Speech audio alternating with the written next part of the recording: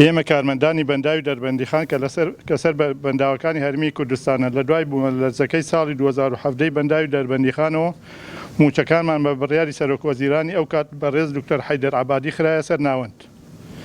بەو پێیی بەشێکن لە دامەزراوە سیادیەکان بە پێی دەسوون.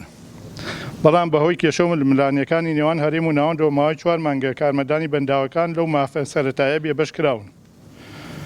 لە کاتێکدا سەر ڕایکەرەنتینەکردن و داخستنی زۆرینەی فەرمانگە حکومیەکان ئێمە وەک بەرپرسیارەتیەکی ئەخلاقی و لەبەر بەرژەوەندی گشتیدانمان بە خۆماندا گرتووە بە دەوام بووین لە چاودێریکردن و وەرگرتنی داتا و زانیاری ڕۆژانەی بەنداوەکان.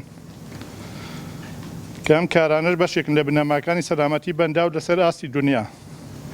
بە درێژایی تەمەنی بەنداوەکان بەردەوام بووە، بەڵام لە ئێستادا بە نابەدڵی و ناچاری ڕاپەڕاندنی ئەو ئەرکانە هەڵدەستپێنین. چونکە لە تواناماندا نەماوە بە پێی پێدانی شایستەداراییەکانمان درێژە بە کارەکانمان بدەین. و بەرپرسیش نین لە ڕوودانی هەر کارەساتێکی نەخوازراو کە ڕوو دەدات لە بەنداوەکاندا یان سەلامەتی ژیانی دانیشتوانی خوار بەنداوەکان.